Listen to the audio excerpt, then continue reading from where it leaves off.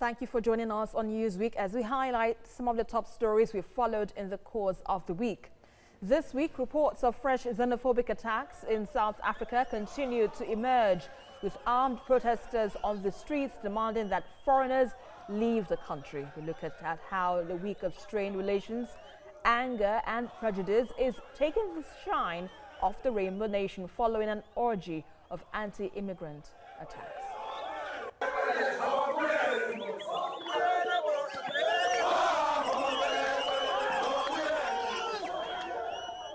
We also take a trip to Bayelsa on the road to the 2019 governorship election in November, analyzing the build-up, the showdown and everything between.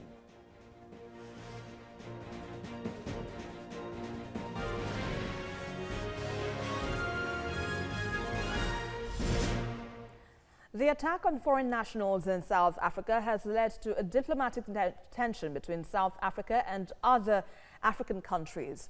Reprisal attacks have followed in Nigeria, Zambia and the Democratic Republic of Congo, among others. Moya Thomas reports. For more than 10 years, foreigners in South Africa have been subjected to constant attacks that have left scores dead and many financially and physically ruined.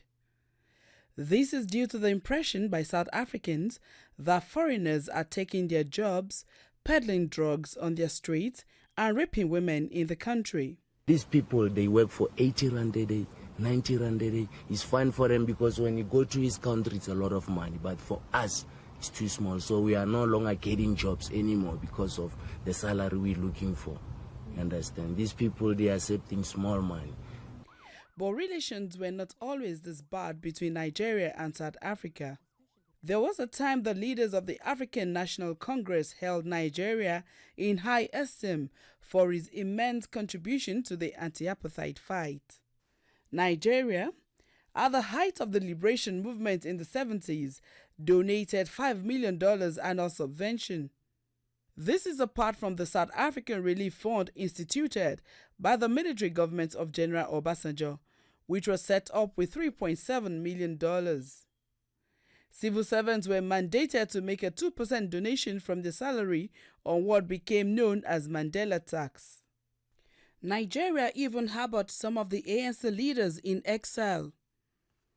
Some South African leaders see these attacks on foreign nationals by their youth as a case of misguided aggression, which has created the notion that the average South African is xenophobic in nature. Voters being loose have led to these levels of unemployment, planting this self-hate amongst us.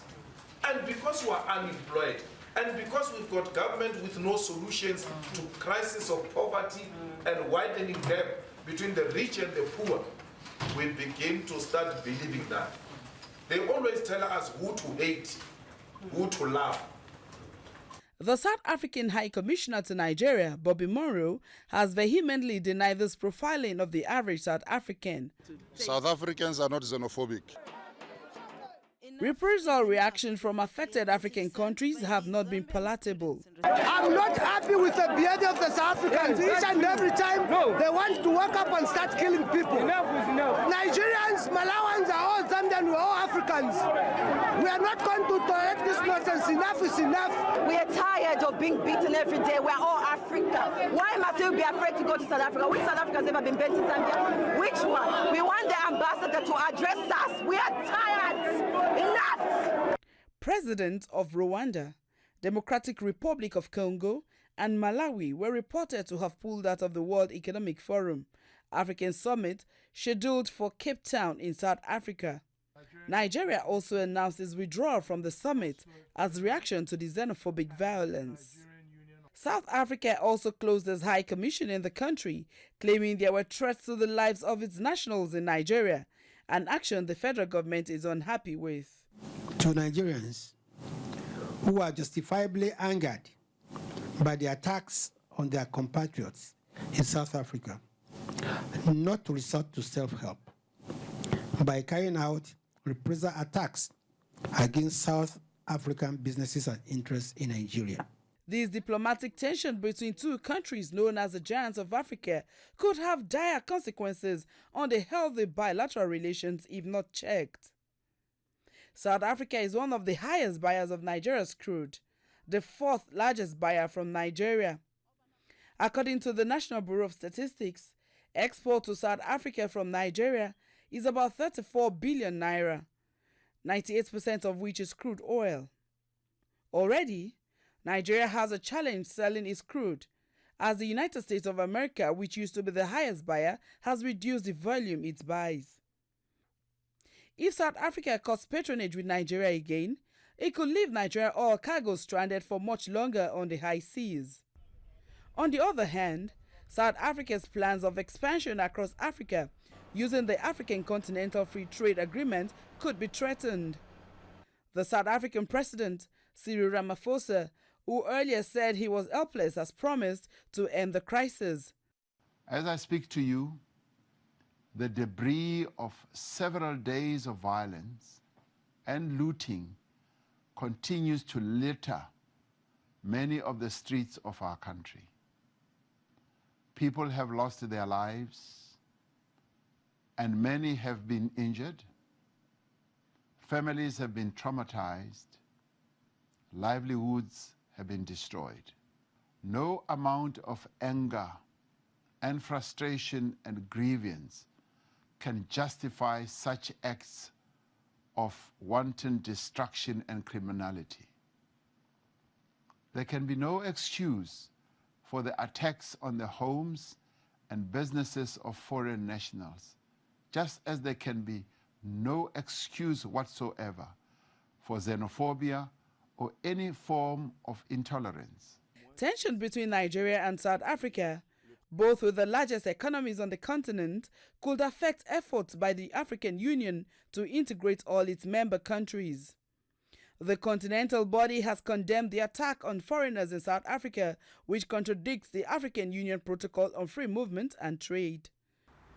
Though Nigeria insists on compensation for victims of the attack, it has promised not to sever ties with South Africa. And in order to reach a compromise, President Muhammadu Buhari has sent special envoy to the country to meet with special delegation of President Cyril Ramaphosa. Well, joining me in the studio, I have Alfred Kemepado, political analyst in Abuja. I also have Moyo Thomas, TVC News correspondent, and she'll be joining me on Skype. Good to have you both on the program. So let's begin with you now, Moyo Thomas.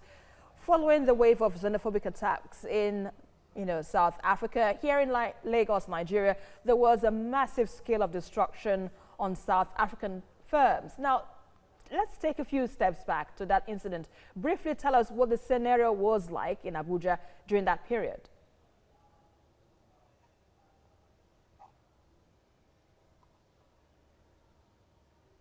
Hello, Moyo Thomas. Did you hear what I just asked you? Perhaps the connection line is not too clear. But let me quickly come to you now, Kemepado. These attacks now we saw drastic moves on the part of the leaders of the DRC, Rwanda and Malawi, and of course Nigeria, pulling out of the World Economic Forum, and of course musicians turning down invitations to perform events in South Africa. What do you make of such actions? Do you think perhaps it's curtailed the effects of xenophobic attacks? Definitely it will curtail to the extent the government will understand it. It's good that they are pulling out just to show their disapproval of this xenophobic culture. This is not the first time, so it's a welcome development. It's a good one. But going forward, do you think perhaps we have done enough in addressing this issue, where we know that South Africa has been termed the Rainbow Nation, home to different people, colors, tribe, as a nation? Why do you think perhaps we are yet to find a lasting solution? I think it's consequent upon a breakdown of the South African system itself. That if you go back to the history and the stories concerning South Africa, you know that they have come through a whole lot of fights, struggles, crime, this kind of related tussles, you understand? So it's part of their history. But coming to we Nigerians and other countries, I think we need to up our game with respect to the development of our economies. Because for me, yes, the xenophobic attacks and the xenophobic attitude is shameful, is condemnable, it's not something anybody can promote, considering the contributions of Nigeria and even other African countries towards the liberation of South Africa, and that has brought them to where they are today. And shamefully, you know, when you go out of Africa, you go somewhere in Europe or America, what they describe all of us, they don't call you a South African in Nigeria or anything. They just say, oh, you're an African.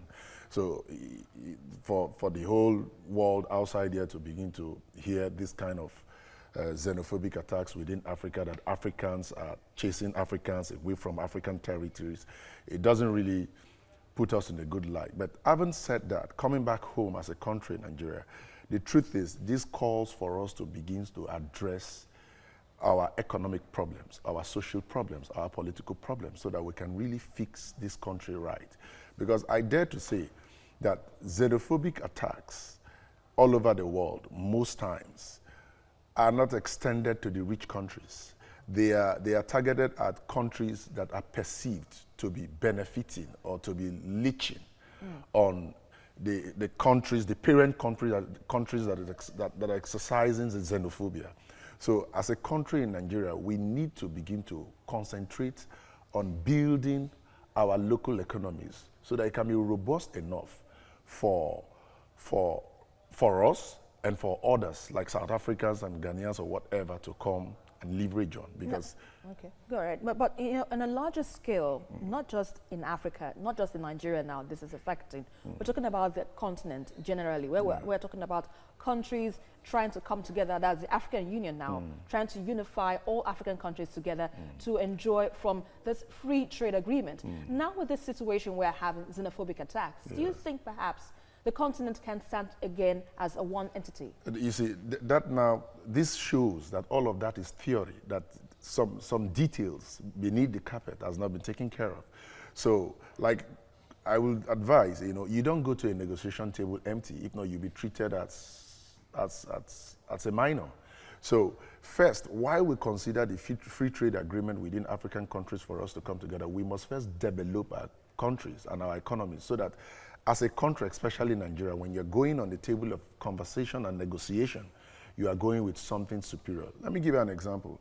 Now, the statistics have it that the whole of this petty trading that goes on in South Africa reached Nigeria just about $500 million in about a year, the petty trading, and which is out of less than 1% of the South African economy. But here in Nigeria, what the South African government makes, reaps off from the Nigeria economy back to South Africa is huge. It's about $60 billion.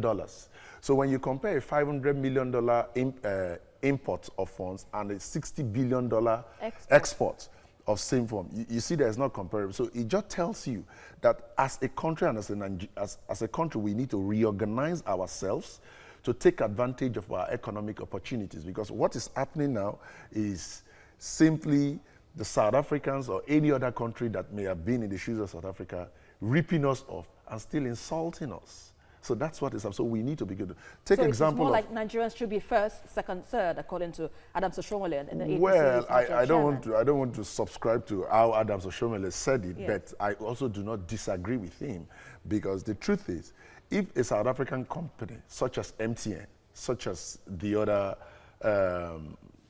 industries that are here, will come to this economy, take advantage of the trade and their interaction with you business-wise to make that much and repatriate that much back, they are not more intelligent than us. It just tells you that if we put ourselves together, we can also take advantage of this and develop our economies. And don't forget, let the truth be told, most Nigerians who have migrated to South Africa have migrated to South Africa because they think it's greener over there. All right, point taken. Let's quickly get our correspondent now, who is back on the line, Moya Thomas. Moya, we asked you earlier, give us a brief scenario of what the situation was like during the period when xenophobic attacks reigned all through in Lagos, where we saw destruction of properties on South African firms. The situation in Abuja too was not very, very good, though it was just the ShopRite on Airport Road that was majorly affected. But the police were swift in taking action. They were able to avert people from entering ShopRite and destroying things like they actually intended to. So it was actually worse in other states than it was in Abuja. But no matter how it is, morally, just like the Foreign Affairs Minister said, morally it is not right. Reprisals like that is not right, no matter how angered we are as Nigerians. All right, and talking about the Foreign Affairs Minister, Moyo Thomas, he was quite hopeful that a lasting solution will be perhaps found once the Nigeria Special Envoy returns from South Africa. Now, tell us what other areas you think the government needs to explore, well, in addressing this issue headlong. Yes, the Foreign Affairs Minister actually, I also tried reaching him to get his opinion before we came on for this program. And he said he actually has nothing more to add until the envoy sent by the president returns, and then they have special report. But the South African embassy this morning released a statement saying that the envoy had a meeting, and the meeting was good. And they've decided that they will take it up at the heads of state level, at the president's level, as the Nigerian president will be visiting South Africa sometimes next month. And then they will definitely work on a solution. So the issue right now is Nigeria is not severing ties with South Africa. They are still going to maintain the bilateral relations. The government is not happy with what is happening, but they are working to ensure that such comes to a final end. We don't have to have experienced this anymore. All right, Moyo Thomas live for us from Abuja. Thank you for the updates so far, and also still have my guest with me, Alfred Kemepado, to analyze more issues coming up. Bayelsa politics ahead of governorship election in November, the build-up, the showdown, and everything between after this break.